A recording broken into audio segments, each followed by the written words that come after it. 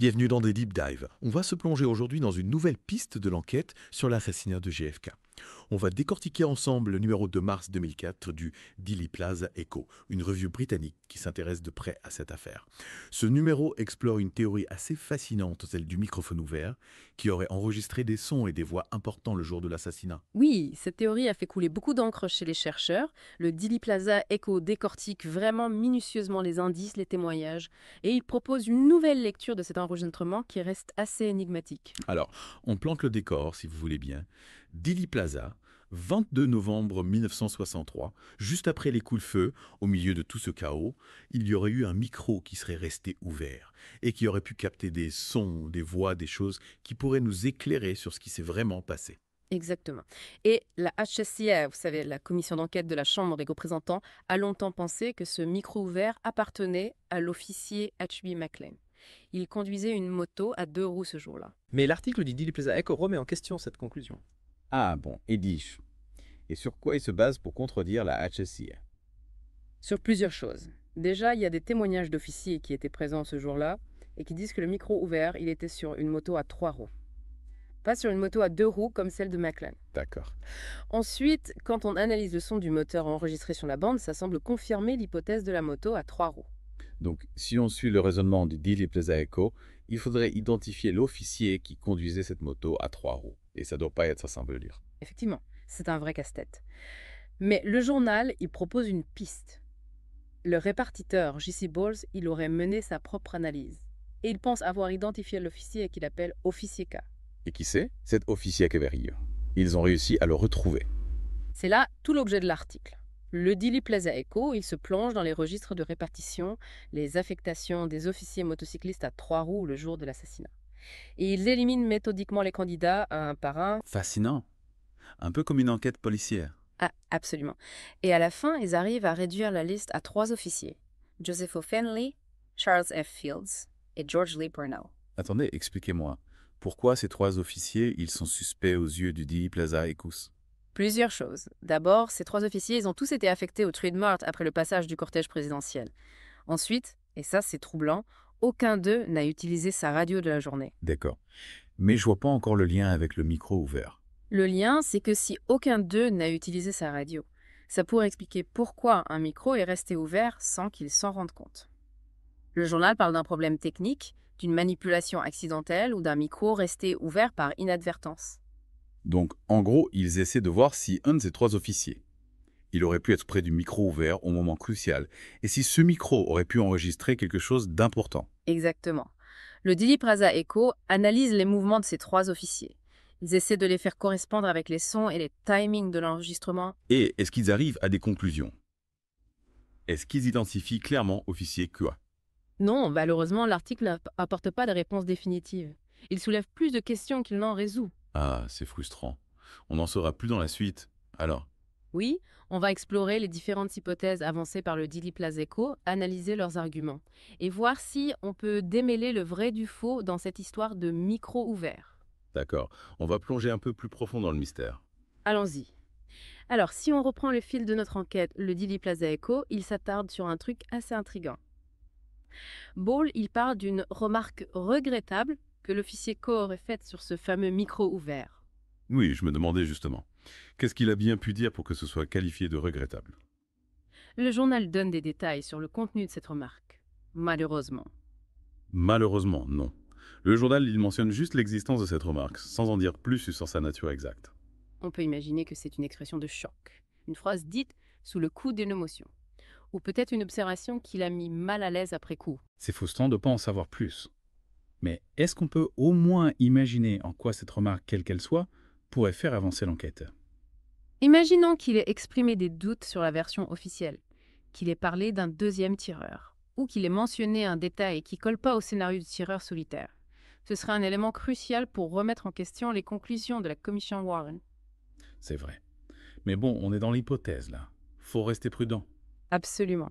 D'autant plus qu'il y a un autre point important à prendre en compte. Est-ce que c'est vraiment plausible qu'un micro soit resté ouvert pendant tout ce temps sans que personne s'en aperçoive? C'est une question que je me posais aussi. Franchement, ça me paraît un peu gros. Il y a plusieurs écoles parmi les chercheurs. Certains, ils estiment que c'est hautement improbable, voire impossible. D'autres, ils pensent que c'est envisageable. Vu les équipements radio de l'époque qui étaient moins sophistiqués qu'aujourd'hui, Et vous en pensez quoi? On peut raisonnablement croire à cette histoire de micro ouvert. Moi, je pense qu'il faut rester ouvert à toutes les possibilités. C'est possible qu'un micro soit resté ouvert par accident, suite à une mauvaise manip ou un problème technique. Mais il faut aussi envisager d'autres scénarios, plus troublants. Par exemple, imaginons qu'on ait laissé un micro ouvert exprès pour enregistrer des conversations à l'insu des participants. une sorte de piège exploriterait, mais qui aurait intérêt à piéger un officier de police ce jour-là. C'est une question qu'il faudrait se poser. Si on voulait discréditer un officier, obtenir des infos compromettantes ou manipuler les événements, laisser un micro ouvert, ça pourrait être un moyen efficace d'y parvenir. On entre dans les théories du complot, là.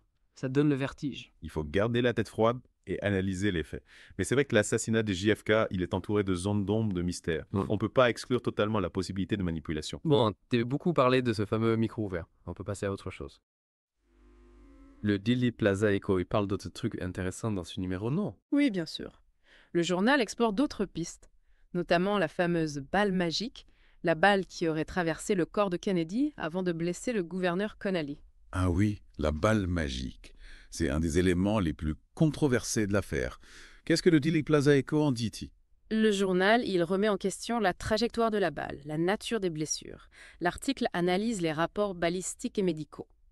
Et il met en évidence des incohérences qui jettent le doute sur la possibilité que cette balle ait pu faire tous ces dégâts. Donc, si je comprends bien, le Dealey Plaza Echo, il suggère que la balle magique, c'est juste un mythe.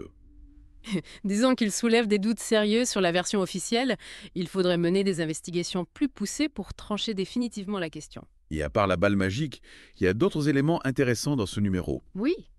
Le journal publie des témoignages inédits de personnes qui étaient présentes à Dallas le jour de l'assassinat. Des personnes qui, pour différentes raisons, n'avaient jamais parlé avant. Des témoignages inédits après toutes ces années. C'est incroyable. Qu'est-ce qu'on apprend de nouveau avec ces témoignages, hein? Certains confirment la version officielle, d'autres la contredisent.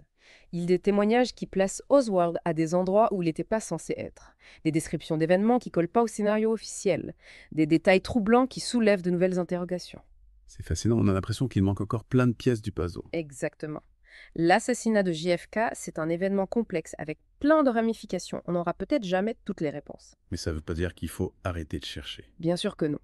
Chaque nouveau témoignage, chaque nouvelle info, chaque nouvelle analyse, ça peut nous rapprocher un peu plus de la vérité.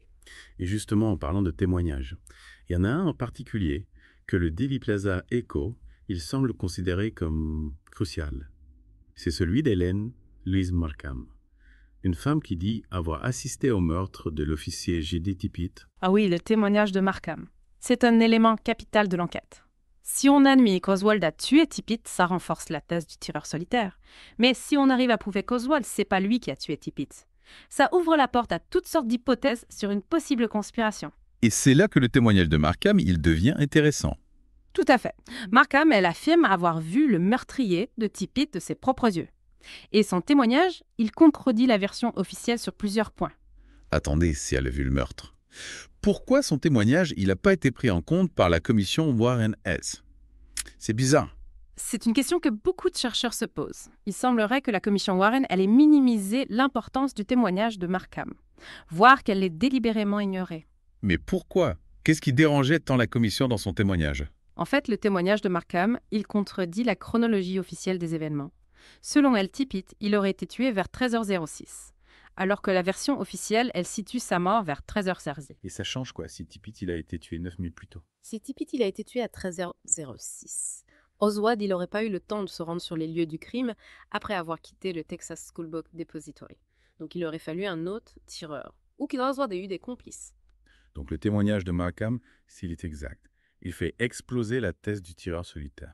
Pas étonnant que la commission Warren ait essayé de discréditer. Exactement. La commission Warren elle a accusé Markham d'être confuse, de se tromper dans ses souvenirs, de vouloir se faire de la publicité. Mais le Dealey Plaza Echo, il met en avant des éléments qui renforcent sa crédibilité. C'est-à-dire, quels éléments pourraient prouver que son témoignage il est fiable? Markham, elle a fait sa déclaration à la police juste après le meurtre de Tippit, alors qu'elle était encore sous le choc. Difficile d'inventer un faux témoignage aussi détaillé dans ces conditions. En plus, son récit il est cohérent, précis. Elle décrit les lieux du crime, l'apparence du tireur, le déroulement des événements avec beaucoup de détails. Et le Dealey Plaza Echo, il mentionne d'autres éléments qui corroborent son témoignage. Oui. D'autres témoins ont dit avoir entendu des coups de feu vers 13h06. Ça correspond à la version de Markham. Donc, si on résume, on a un témoignage crédible qui contredit la version officielle sur un point crucial. Un témoignage que la commission Warren a essayé de discréditer. C'est troublant. En effet. Le Dealey Plaza Echo, il prétend pas résoudre le mystère du meurtre de Tippit, mais il soulève des doutes importants sur la fiabilité de la version officielle. Ce qui nous amène à la question centrale de cette affaire. Y a-t-il eu une conspiration née? C'est la question à $1 million. On a exploré la piste du microphone ouvert, on a vu que la balle magique, elle soulève des questions, on a un témoignage troublant sur le meurtre de Tippit. Est-ce que tous ces éléments mis bout à bout accréditent la thèse d'un complot? Difficile à dire avec certitude. Ce qui est certain, c'est qu'il reste beaucoup de zones d'ombre dans l'assassinat de JFK. Il y a des incohérences, des contradictions, des témoignages troublants, des pistes qui n'ont pas été explorées à fond. En tout cas, se plongeons dans le Dealey Plaza Echo.